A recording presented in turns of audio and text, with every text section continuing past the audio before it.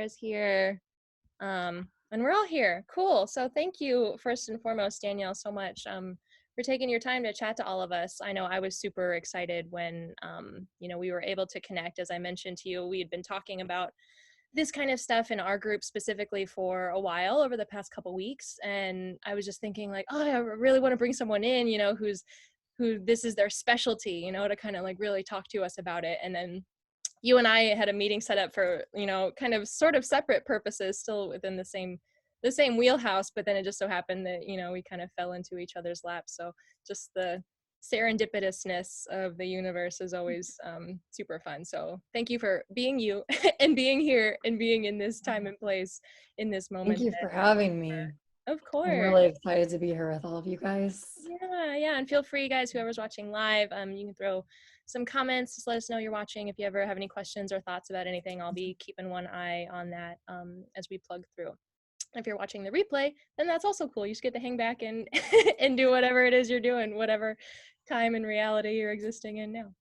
So I did just want to start just by taking a few kind of like grounding breaths together. Oh, love it. I love it. Yes, let's do it. Let's do it. Yeah. Always and forever. Yeah. So if you want, you can close your eyes. You don't have to, but just give yourself a moment, settle into your seat. As you're ready, begin to take a few deep breaths.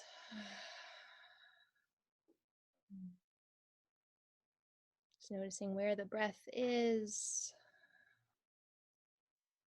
And taking one full, big, deep inhale into the base of the belly. Letting that sigh out through an open mouth. We'll do two more just like that. Big inhale breath. And exhale. Last one. Deepest inhale you've taken all day long. And let it go. Beautiful. Just arriving into this space and this moment together. So feel free to open your eyes as you're ready. Perfect. So beautiful.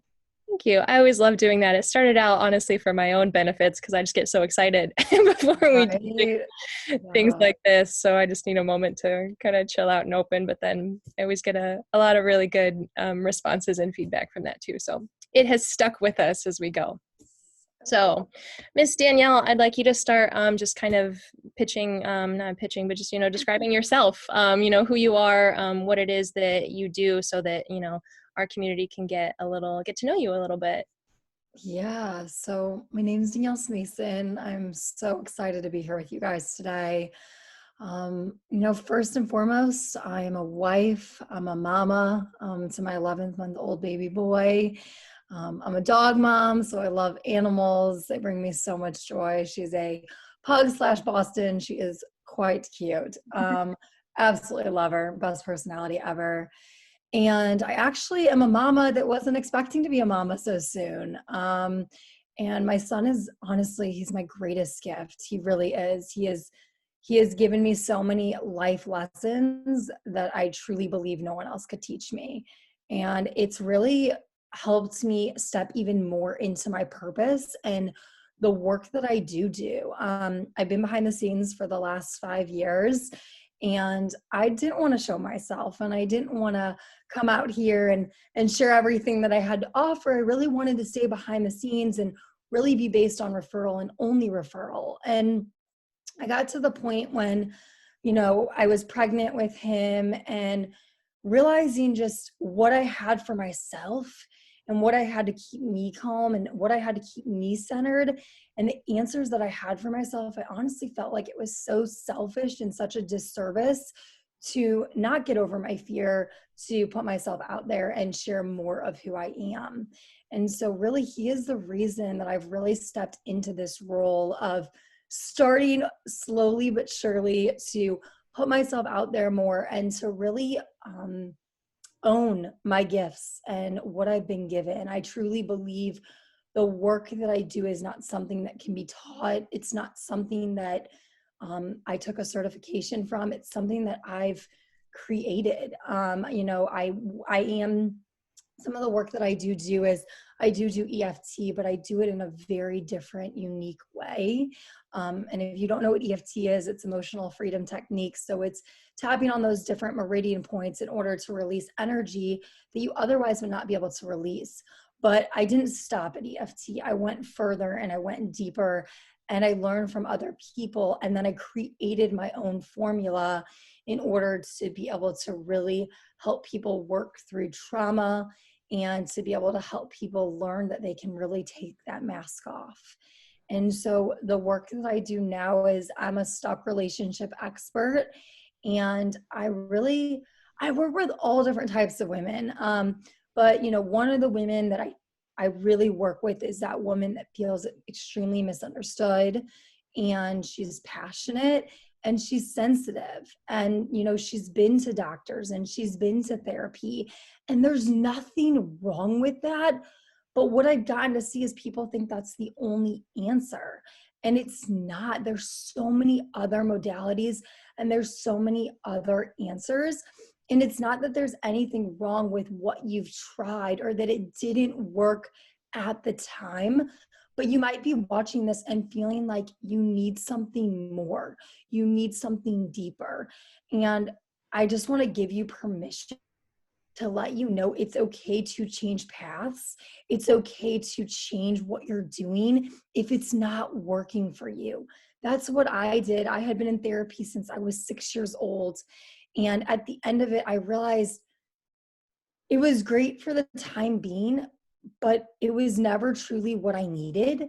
And it wasn't until my sisters, I suffered with my own stuff. I suffered with my own depression, my own anxiety, but it really wasn't until my sister Carly, she's really open about it. So I'm going to use her name. My sister Carly, she was in the psych ward, and my other sister was diagnosed with onsets of MS and Meniere's disease and all kinds of things. And she had vertigo, and I mean, anything you name it, she was diagnosed with it. They couldn't figure out what was wrong with her. And my mom had already been searching for answers for 20 plus years, holistically, and she couldn't find anything. But she had also been to all the doctors. And it wasn't until we looked deeper and realized the answer was so much deeper. And I'm sure you guys know, like, here that, this is a very natural, holistic group. And, I'm sure that the body is meant to heal itself. So when the body's not healing itself, we have to look deeper into why is the body not healing itself. Yeah. Wow. Yeah, that's such a beautiful and so close to home, in your story is that I can feel. And I think that, a lot of us too can resonate with that mindset that, you just kind of want to do everything that you possibly can to fix it, and so I think that's why sometimes you can get stuck in some of those answers that are then supposed to be helping you, and then they end up not. And then I think in that instance too, a lot of times we tend to turn it back around on ourselves. We're like, oh, okay, it must be me, the reason the therapy or the doctor, is not working for me. So that can be another Yeah. really big thing. And I love that you brought that up, because I think that's really important. If you're on here and you haven't found answers and you've searched and you spent thousands of dollars, hundreds of thousands of dollars, I want you to understand there is nothing wrong with you. What I have learned is the system's just not made for us. And there's nothing wrong with that. It's just we get so caught up in a system. We get so caught up in what worked for our parents or what works for our friends. And that doesn't necessarily mean that's what works for us. Mm-hmm. So really, if you're on here right now, even just closing your eyes and really being truthful with yourself and asking yourself, in what I am doing right now, is it actually working for me? Is it actually producing results for me where I'm actually transforming? And I'm not talking about changes of like, oh, I feel better for like 20 minutes, or I feel better for an hour, or even feel better for a day. I'm talking about transformation where you no longer feel that energy in your body. It no longer affects you. It doesn't affect you the same way, which we can get more into what I mean by that, but it doesn't affect you anymore. It Mm-hmm. doesn't stop you anymore. And the way I ask this is, if you're dealing with, the way that I view this is, if you're dealing with the same problem year after year, day after day, month after month, there's a reason. And the reason is that you're not getting to the roots. You're not getting to the seed of where you truly got stuck. Mhm. And I've learned so much more intricate and so much deeper than you could imagine, but it's not complicated to work through. Yeah. Yeah, and I think that's a good, kind of jumping off point then, because this is, we kind of centered this talk around this idea of shadow work, and that's kind of what, Danielle's alluding to, what this practice is of really looking deep at, the reasons or the origins of why we behave and why we act the way that we do, sometimes even unconsciously, and this is kind of where we get into what that shadow works is. So, and I know this is kind of tending to be now like a buzzword in the wellness industry, especially, is this concept of shadow work. So I just wanted to ask you, in your words and in your profession, how do you explain, what shadow work or what this process looks like to your clients or to your audience? Yeah. So I don't really use the word shadow work. That's actually newer for me just because I didn't grow up in the spiritual world. So that wasn't something that was known for me. The way that I use this work is that yes, it's shadow work. And yes, it's looking at that shadow and it's looking at things that you don't want to see in yourself and being so aware of those things. And what I mean by awareness is it's not an awareness that somebody else gives you. It's an awareness that you have for yourself, and it's an awareness that you feel in yourself. So it's one thing for somebody to say and look at you and say, you're really being negative. I really don't know if I want to be friends with you anymore because you've been acting really negative and it's just weighing on our friendship. And I don't want to be around that energy anymore, right? So somebody says that to you, right? And then you kind of just push it to the side and you're like, they don't know what they're talking about. I'm not negative. I'm fine, right? Well, then you have another instance where another friend says to you, you're being really negative, right? And eventually what happens is you get to that point in yourself and you're like, wait, I am being really negative and I am pushing people away. And it is my problem. And it is for me to figure out why I'm doing that. And so the way I explain this work is, one, it's an awareness, but two, it's an awareness of things that you don't even know are going on inside of you. That's my biggest thing I will tell you. And that is why I feel like the work I do is so unique and so different is I get to literally that seed where I have clients that are like, I've been doing work forever. I'm kind of scared to invest in you because I've done some of this stuff before. I've done the work. How do I know this is going to work for me? And obviously you have to trust me. You have to trust the process, right? But you also have to learn how to trust yourself. And the biggest thing that I say is that it's getting to that seed. It's getting to that moment where you don't even realize you got stuck. And the best way that I can explain this is I'm going to explain a story. I had a client who she came to me, she struggled with people pleasing and she blamed it on her mom and she hated her mom for it. And we ended up, doing the work and, getting in tune with it and getting in tune with herself. And she realized that it was when she was 4 years old that she was at school and the teacher made her and forced her to eat her peas. And she didn't want to eat her peas. And so they forced her to sit in the cafeteria while all the other kids played. And to a 4-year-old, that's massive. And that feels like you're dying basically, right? Like you don't fit in anymore. If you don't people please, then you're never going to get out of this space. You feel trapped. And so when her mom came to pick her up, in her eyes prior to doing the work, she looked at her mom and she thought her mom was disgusted with her. And she thought her mom was, felt so betrayed by her. And her mom was, so just beside herself that she would act like that. And when she was doing the work, because your body knows, she realized that her mom never sent her back to that school. Her mom never, it was more of a face of like, I'm so sorry that you just went through this. Mhm. But when she was 4 years old, she didn't interpret it that way. Yeah. It wasn't until she had this breakthrough that she realized that she could have a relationship with her mom and that she loved her mom. And then obviously there came sadness because of all the memories that she let go of with her mom. Mhm. But the point being is it's so much more intricate. Mm. And, it doesn't even start at 4 years old. It can start at, being conceived. If you're not wanted, you don't work through that energy, it's still going to be there.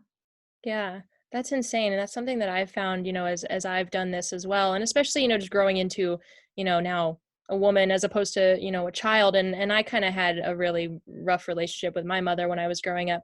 But looking at it now from an adult perspective, you realize that, yeah, like you said, you're a child, you're gonna not always interpret things the way that they're meant because you're a child, but at the same time, your family and your parents, they're also just human beings trying to figure it out, going on their own path. So it gets to be like so complicated and so interconnected, this web of feelings and emotions that we're constantly trying to navigate together. And so I think it's so powerful that you can get people and that people can find their way back to that specific of an instance, just thinking of that, her being 4 years old, like to me, that blows my mind. And I guess it plays off to my next question too, is asking, how do you suggest people even start with getting into this work? Because I'll use myself, I guess, as a personal example. I always discredit myself with saying that I have such a bad memory. Like I can never really remember things very Oh, I love it. We'll talk about that. Yep. good. Because then I'm like, well, there's no way that I'll be able to remember, stuff from when I was Oh, 4 years old.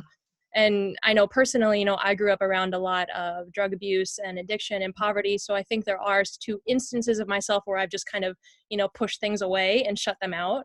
I've had instances like that where my mom has brought up, things that happened to me when I was younger. Said, "Oh, do you remember when that guy drove his car through our living room wall?" And I was like, "No, like that is totally gone, from my memory. I have no recollection of it," because I think it is probably somewhere in there, but my response, of I can't handle this, I don't want to handle this, so I'm just gonna push it away and kind of lock it up. So I know it's a really intricate process, but I guess if someone is brand new, kind of interested in wanting to do this stuff, how do you guide them into accessing those parts of themselves? yeah. So one is, and I always tell people this is one of my prerequisites to work with me is you are a feeler. So you feel in your body, right? You feel those sensations. So you feel a tightening in your throat. And if you're on here right now, you can even close your eyes and ask yourself, like, if you just sit here, right? And you close your eyes, just take a deep breath and try your best. This is the first time you're ever doing this. Be patient with yourself, okay? But just try your best to move yourself out of that headspace, out of your mind, out of those worries, out of those thoughts, and just move yourself into your body. And just see if you can feel a sensation. So you can start in your throat and just notice if there's a tightness, if there's a strain, if it's hard to swallow. Maybe you feel something different. See if you feel anything. And then if you don't feel anything in your throat, that's okay. Move to your chest and your shoulders and see if you feel anything. See if you feel a heaviness, you feel weighed down. Maybe you feel like this all the time. Move to your stomach. You might feel a pit in your stomach, an emptiness in your stomach. Just notice if you feel.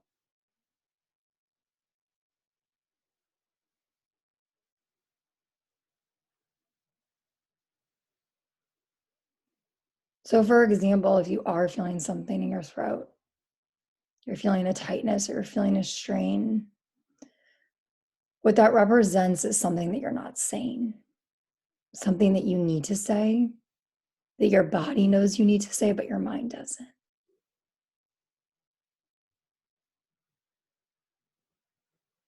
So you can even wonder and start to ask yourself, what is it that I'm not saying?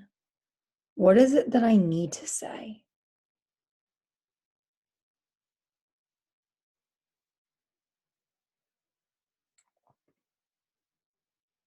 And that just kind of, you can open your eyes when you're ready, but that kind of just gives you an idea of the work that I do in the sense of how connected you do want to feel in your body.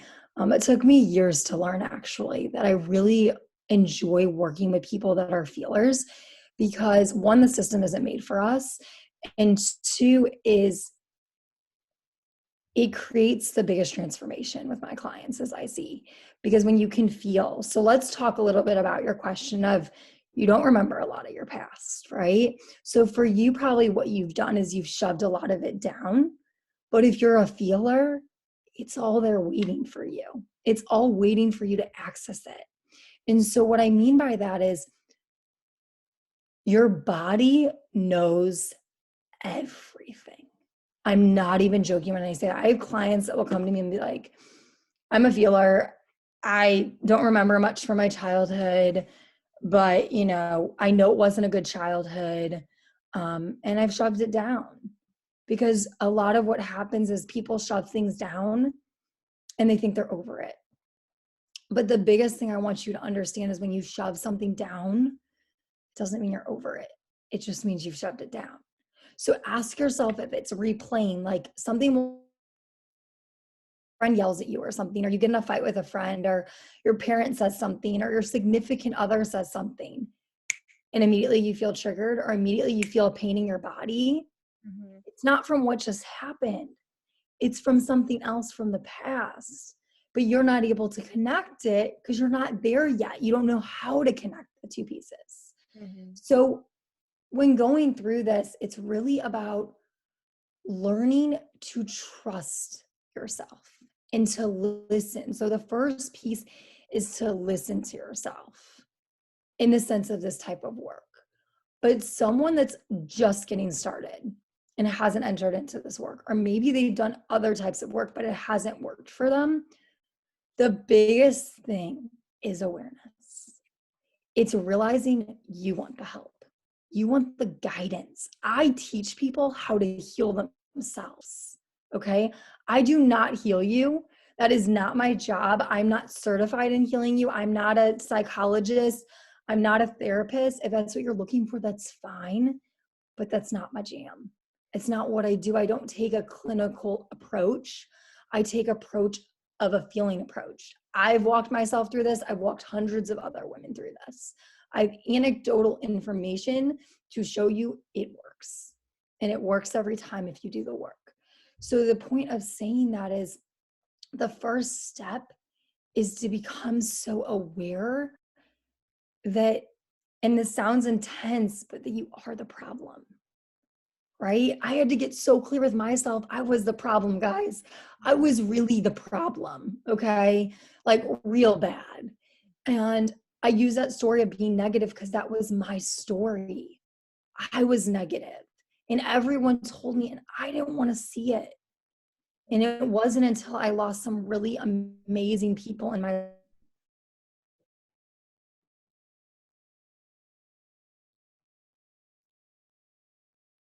This thing I want you to understand is this isn't your fault. It's not your fault. If anyone's ever told you it's your fault, I know it's a lot easier said than done, but it's not your fault. It's your.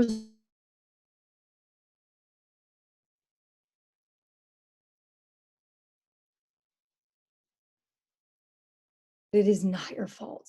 It was your parents' job and your grandparents' job to keep you safe, and they didn't know how to. Mm-hmm. So I just really want you to understand, if you're on here, like, wow, this is a lot. This is intense. Like, I don't want you to think it's your fault, because it's not. Yeah. Yeah. No, that's beautiful, and I think that that is one of the most that's one of the trickiest parts of doing this work. And when I was asking the girls beforehand, telling them that we are going to have you on and asking their experiences and what their questions were, a lot of it came up around, just how hard and how unsettling, I guess, this work, can be. And, wondering how, when we find ourselves in those moments of, realizing that we are the problem in some instances, we do have these deep rooted ways within us that we don't really like, and there's a lot of, I think, shame and embarrassment that can come up around that, so how do you recommend people move into that space of compassion and understanding for themselves when it's so much easier to just stay in the shame spiral? Yeah, well, that's what feels comfortable for you. So that's the biggest thing to understand is it's comfort. right? It's comfort to be in that shame and to be in that guilt because it's all you really know. Maybe when you were younger, you didn't feel that way, but now you've been living years in that shame and that guilt. And the biggest thing that I would say about that, because you said a word, and I really want to pick up that word and talk about that word, is that it's not hard. It's not hard. People think it's hard because it's been hard for them. Is it hard in the sense for some people where it's emotional and you have to go back into those memories and feel them? Yeah. But are you reliving those memories over and over again? No. And that's one of the biggest things is I'm really big.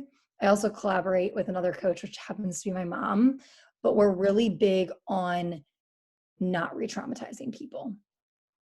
I hate when I see people re-traumatize people. It makes me sick because it just means they're not getting to the root and they're just bringing things up and it's just boiling over and it's affecting somebody, right? I'm not saying that sometimes it doesn't get worse before it gets better, just like a bruise, right? Sometimes things have to blow up before they come back together. But one thing I will tell you is you have to ask yourself, is it worse living in that shame and that guilt every single day? Or is it worse facing it and saying, I have people that are here to hold me. I have people that are here to connect with me and to be here for me and to support me and to work me through it. And the biggest thing I want you guys to understand is this work doesn't take years. It takes months. And, I see transformation happen pretty quickly. I see transformation happen from 1-2 sessions, but a full transformation I've seen happens around 4 to 6 months of really putting in that work and that implementation. But once you have the work, you don't need to continue to come back. Mm-hmm. You might do check-ins, but you learn how to do this stuff on your own. Mm-hmm. My clients work through 90 to 95% of what they go through.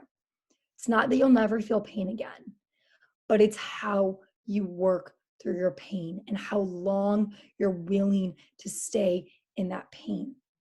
I go through pain, but one, it's way less. I used to go through pain every single day.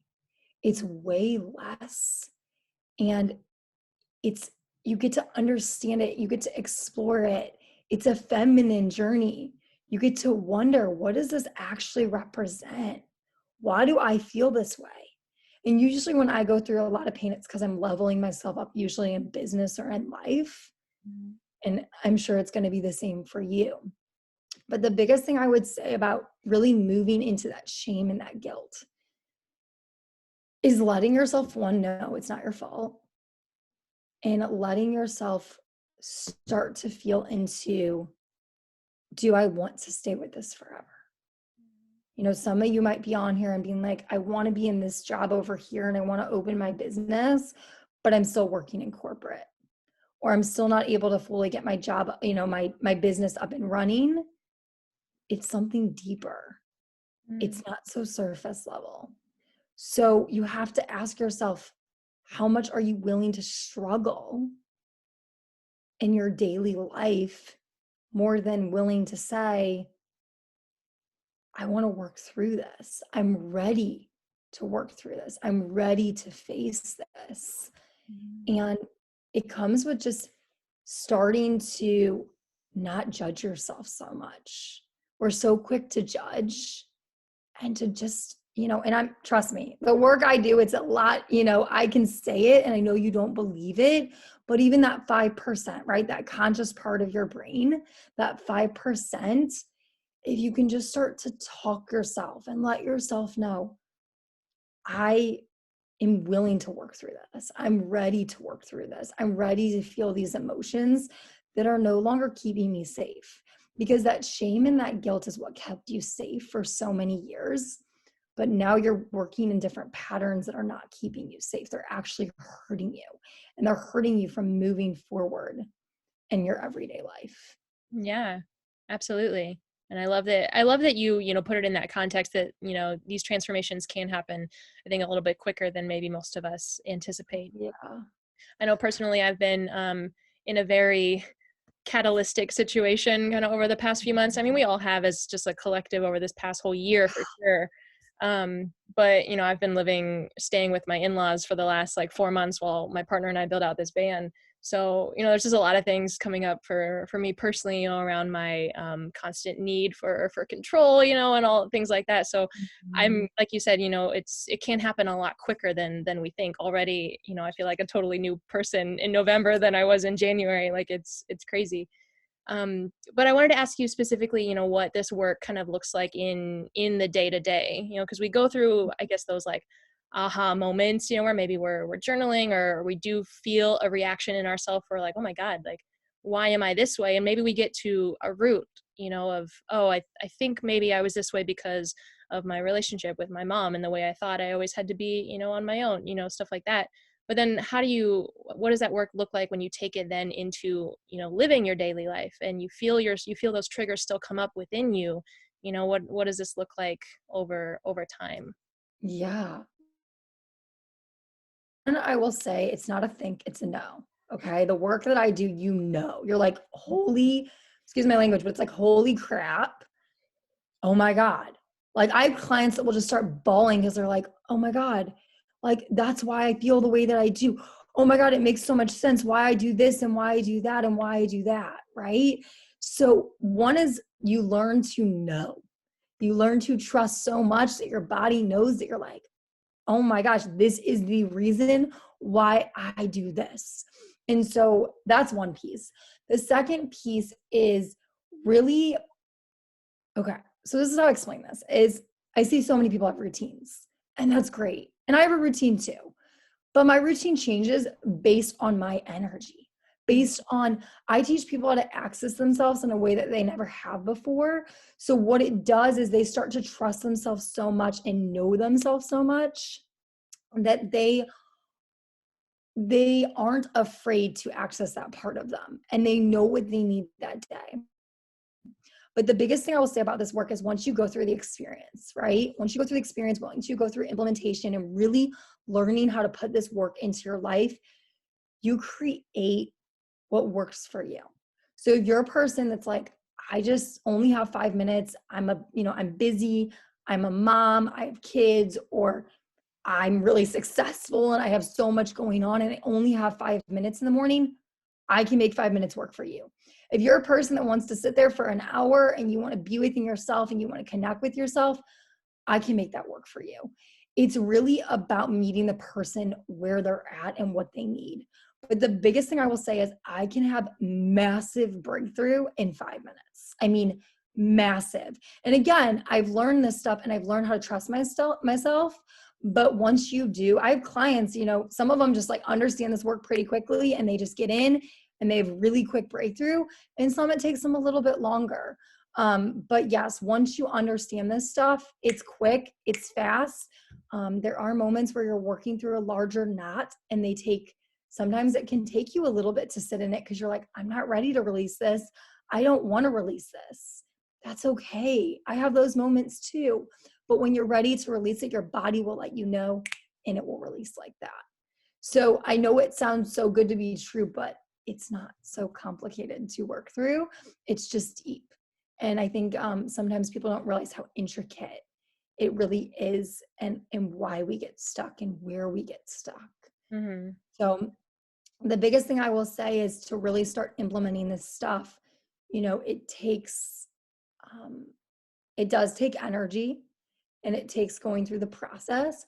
But once you go through the process, it's really simple and it becomes fun and exciting. And you're at the next level once you're on the other side and you've worked through it. So, Yeah, good. It mhm. does. It does get a little bit, it feels a little bit better, especially I think once you get that understanding, at least just from my personal experience, once you have that understanding of why you are the way you are sometimes, then it just takes so much of that pressure off. And you think, oh, it's not because I'm a terrible, selfish, greedy person. Like, it's just because, this is the situations that I was brought up around, and this is the things that my body has learned as a way to cope and protect itself. So I think, yeah, that's a lovely reminder, for everyone that it does get easier, and I love that you mentioned too, fitting it into whatever people's schedules are too, because that's something that I like to teach as well too. Everyone is super jazzed about morning routines, but I try to make the distinction, even in my language, of having a morning ritual instead. Sometimes it looks different. Sometimes it's an hour and a half. Sometimes it's 10 minutes, with my dog. It all depends on where you're at energetically that day. So I think that's a really important, Yeah. really powerful distinction too, as well. So Yeah. And this work too, you can also do 5 minutes during the day, or a minute. I get clients back in their body like that in a minute. So it's just, again, it's how connected you are to yourself. It's how willing you are to learn to trust yourself and to listen to yourself. And mm, once you can get yourself to that space, it's breakthrough happens like that. It's real quick.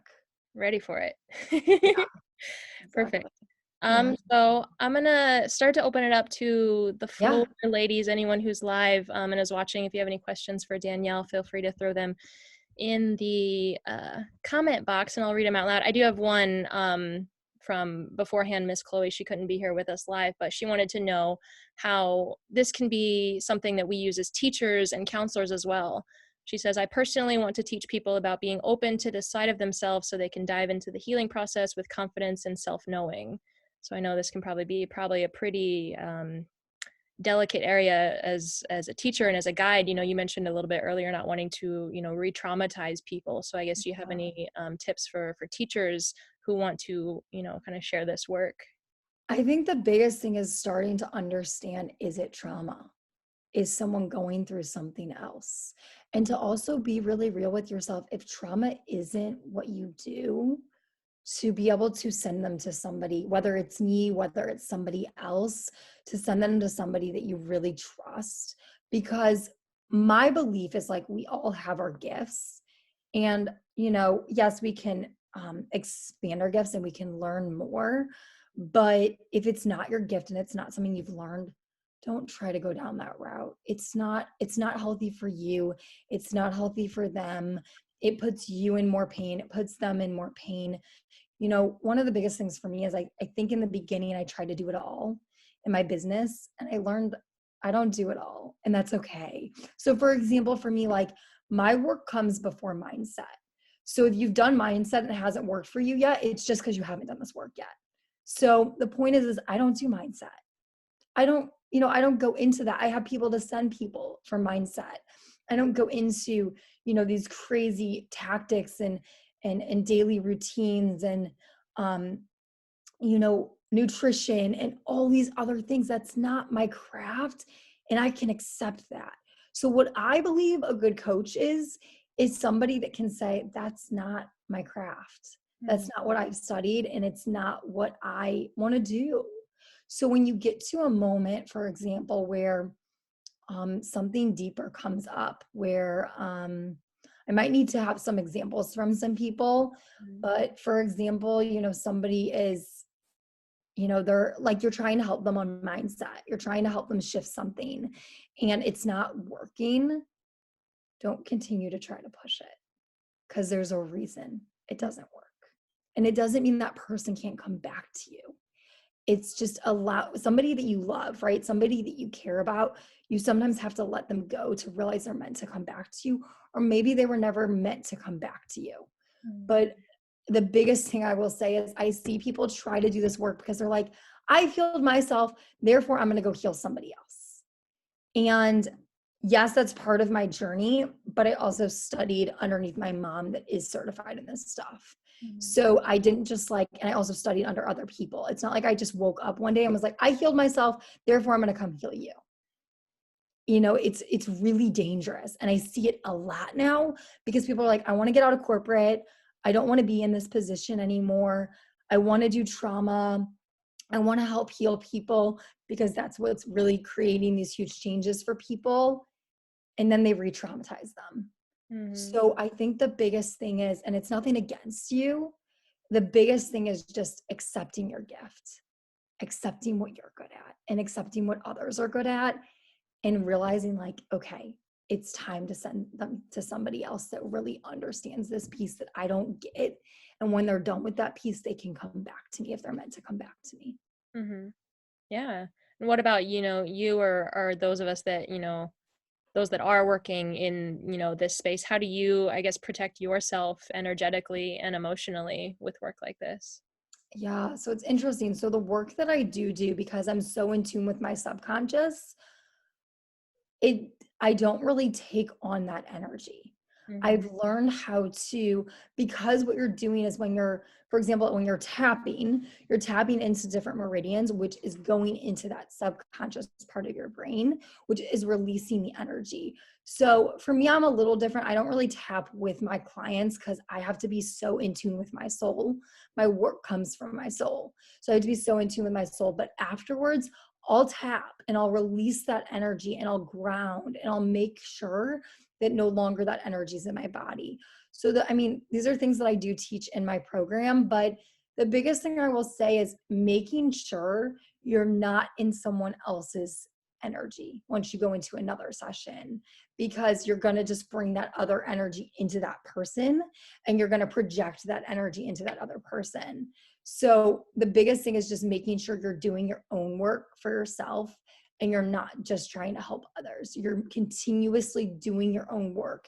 And the more you do your own work on yourself, the more you'll see your clients will evolve because they'll feel the energy from you. Yeah. Yeah, absolutely. You can you can be like a conduit. You can carry that along, sometimes without even almost realizing it, especially for those of us that, I guess would identify as feelers or empathetic people for sure. I think that's Yes. definitely some good Yeah. advice. And I know you said that, you really wanted them to leave with something today. And maybe you've done EFT before, so you know this tool.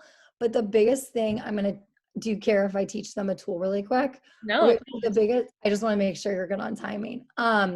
The biggest thing is really, so what you do is, this is just one point. You can tap underneath your eye right here. It's the bony part underneath your eye. It doesn't matter what side. So online, if you look up tapping, most of the time you'll see people tap on both sides of their face. Hmm. I don't do that. I have found it is way more powerful and way quicker to tap on one side of the body. It's totally up to you what works for you. Some people, it doesn't happen often, but some people feel like they need to balance out the sides and they can just tap underneath the other side and they're fine and they're balanced. But I think that's only happened to me once with a client before. So usually I tap on one side of the, face, whatever feels most dominant for you, most comfortable. Hmm. And if you just close your eyes and let's just say you're anxious or you're nervous, you can just tap underneath this place underneath your eye. This is the stomach meridian. So this is where a lot of people hold a lot of anxiety. And just see how you feel when you're tapping. Let's just take a minute and just see if you notice anything changed for you.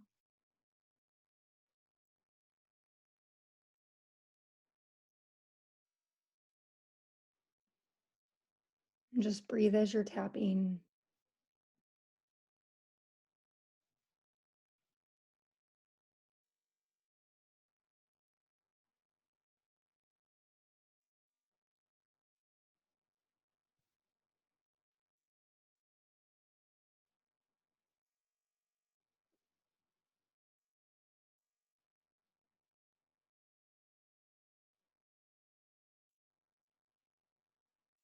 And just see what you notice.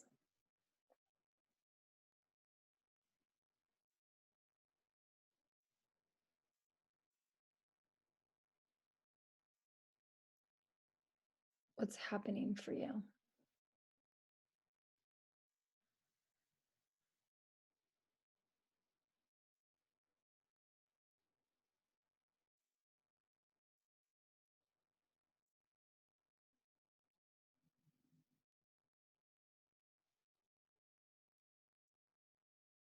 You can open your eyes when you're ready.